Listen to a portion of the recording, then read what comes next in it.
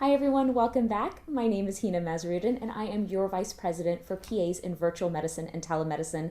Today I'd like to continue a series of where we highlight some of our amazing PA members and how they work in their respective fields and utilize telemedicine. My intention is that this serve as an opportunity for us to connect and network together and also to highlight our amazing members. You know I believe that we are stronger together. So without further ado, let's get started.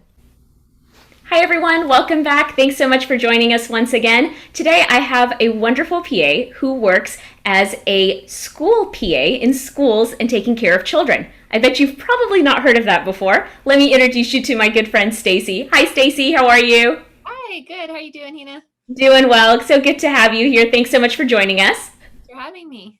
So Stacey, can you start off by stating your name, how long you've been a PA for, and the area of medicine that you practice in, please?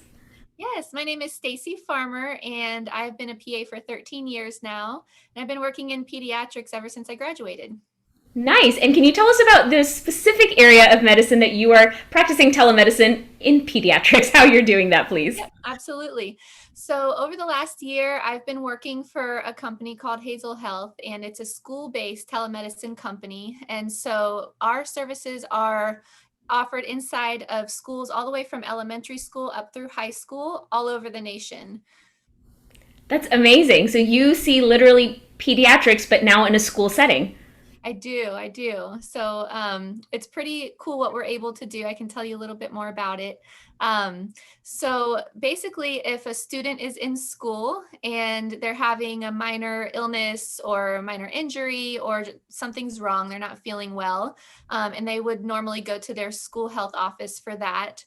If it's something that's a little bit outside of the scope of the school health office, they can initiate a visit with us through telemedicine, and we can do an assessment with them virtually and see if there's something that we can offer virtually or through our med carts that we have there on site to help them feel better and be able to stay the rest of the day at school, see if they don't have to miss a school day for this, and see if the parents don't have to miss a work day for it.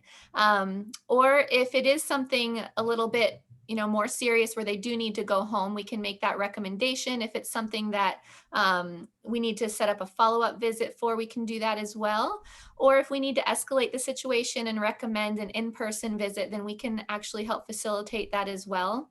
And we do offer services at home as well. If the parent wants to initiate a visit with us from home, then we can do home visits too. That's wonderful. So you have kind of like a true continuum of care because not only do you see them in the school setting for whatever reason, that they're calling in for, but then if it requires follow up or even a conversation with the parent to, direct care or whatever it is, you are able to continue that. Absolutely. And I think that's one of the big things that our nurses and our assistants from the school really love about us is that we do help to kind of close that communication gap and reaching out to the parents and making sure, we can reach out to the primary care too if we need to, and make sure that everybody's on the same page to help the student and the patient feel better. That's amazing. Thank you so much. Stacey, can you share with us something that you like about telemedicine and what you find to be a challenge, please? Good question. Yes. I think one of my favorite things about telemedicine, honestly, is that I see it as the way of the future. I see it as the best tool to really bridge gaps in access to healthcare. It doesn't matter where the patient is, it doesn't matter. If they are having transportation problems, if their doctor's office is just really booked up and they, can't wait for the next available appointment, or they're having trouble getting off of work or getting off of school, we can literally meet a patient right where they are to help address their problem when and where they need it. And I think that's one of the biggest benefits.